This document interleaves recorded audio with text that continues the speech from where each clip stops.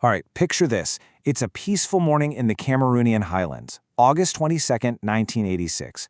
The sun's up, the hills are this beautiful, vibrant green, but something is just terribly, terribly wrong. And to really get what happened, we have to start not with what was there, but with what wasn't. You know, the first thing that survivors, the ones on higher ground, noticed was just this absolute, profound silence. And I don't just mean it was quiet. I mean there was a complete and total absence of sound. Think about all those little sounds of village life starting a new day. Those are completely gone. The sounds that tell you people are waking up, that a community is alive, just vanished.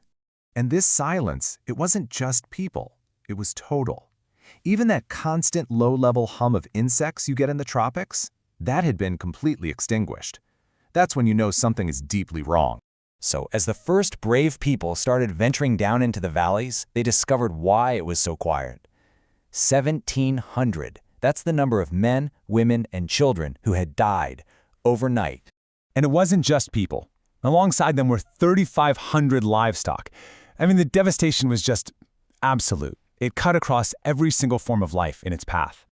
So what happened here? I mean, this wasn't a war zone. It didn't look like any natural disaster anyone had ever seen before. It was a total mystery, a silent apocalypse that left this scene full of, well, bizarre contradictions. And that's what was so baffling, right? The scene itself, the physical world, was completely untouched. Huts were still standing, crops were perfectly fine in the fields, no fire, no ash, no craters, no blood, no signs of a struggle. People and animals, they were just lying where they fell, almost like they just drifted from sleep straight into death. It turns out the killer had come from the lake. On the night of August 21st, something erupted from its depths. But this wasn't what you'd expect. You know, no fire or magma. No, this was an invisible wave of gas. And the sheer scale is just mind-boggling. The lake unleashed 1.2 cubic kilometers of pure carbon dioxide. That's an almost unimaginable amount of gas to be released all at once.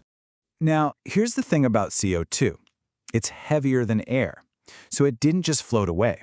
Instead, it formed this dense, totally invisible cloud about 50 meters deep that just hugged the ground. And this terrifying cloud just poured over the rim of the crater and came racing down the valleys at up to 50 miles per hour. It really behaved just like a river flowing downhill, except this was a river that suffocated everything it touched. So when the international science teams finally arrived on the scene, they were just completely stumped. Nothing about it fit any known type of disaster. So their first job was basically process of elimination, start ruling out all the obvious culprits. But nothing made any sense. A disease? No way, it couldn't possibly kill that many people and animals that fast. A normal volcanic eruption? Well, that would leave heat, burns, ash. There was none of that. And a chemical weapon? The scale was just way too massive, over 50 square miles, and they found zero traces of any man-made chemicals. The first real clue, the breakthrough, came when they finally looked closely at the lake itself. Its normally clear, beautiful blue water had turned this deep, murky, rust-red color. And that could only mean one thing. The entire lake had violently turned over on itself, bringing all this iron-rich water from the very bottom up to the surface, where it immediately rusted in the air. Okay, so that one clue led scientists to a pretty chilling diagnosis. A very rare and incredibly deadly event called a limnic eruption. And probably the best way to wrap your head around what that means is to just think of a shaken-up bottle of champagne. So here's the official definition for you. It's basically a natural disaster where dissolved carbon dioxide suddenly erupts out of deep lake water. So it's an eruption of gas from the water. It happens when a lake gets totally supersaturated with CO2, just sitting there waiting for some kind of trigger to let it all go at once. And the reason this can even happen is because not all lakes are created equal. See, most lakes you're familiar with are safe. Their water layers mix up every year with the seasons, which lets any harmful gases release slowly and harmlessly. But tropical volcanic lakes like Nyos, they're what's called thermally stratified. The layers never mix, so any volcanic CO2 seeping in from below just gets trapped in that cold, pressurized bottom layer, and it builds and builds for centuries, basically turning the lake into a ticking time bomb. So let's break down how the champagne bottle pops. First, for centuries, that volcanic CO2 is seeping in and dissolving at the bottom of the lake under all that pressure. Step 2, something triggers it, maybe a rock slide, maybe even just heavy rain. something disturbs that deep water.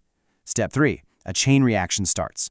As that deep water rises just a little, the pressure on it drops, and the CO2 instantly explodes out of the water into bubbles. And finally, step 4. Those bubbles are so powerful they drag even more deep water up with them, causing this catastrophic explosive release of gas. The cork has definitely popped. So, okay, the mystery was finally solved. But the terror? That was far from over, because scientists quickly realized the lake was already recharging with CO2. They had to figure out a way to disarm this natural bomb before it could ever go off again. And you can see the urgency on this timeline. A smaller, similar eruption had actually happened 2 years earlier at a nearby lake, killing 37 people.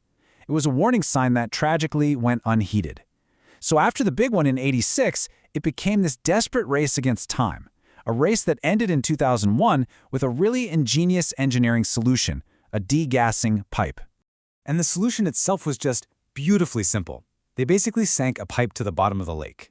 Now, they had to pump the water up once to get it started, but after that, as the CO2 formed bubbles inside the pipe, it made the water in there way lighter than the water outside. And that created a self-sustaining, continuous geyser that just safely vents all that trapped gas into the atmosphere. No motors, no electricity needed. It's just pure physics at work.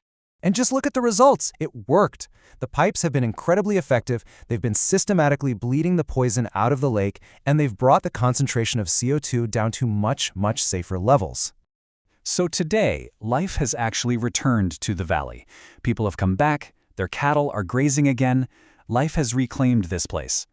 But, as a permanent reminder of that invisible threat, there are now these solar-powered CO2 alarms standing like silent sentinels, watching over the villages. You know, the whole story of Lake Nyos really leaves us with a haunting question. What is nature's deadliest force? Is it the one we see coming? The loud, fiery spectacles like volcanoes and earthquakes? Or maybe the most terrifying force of all is the one that's perfectly silent. The one you can't see, can't hear, and have no idea is even there until it's already too late. Please like and subscribe.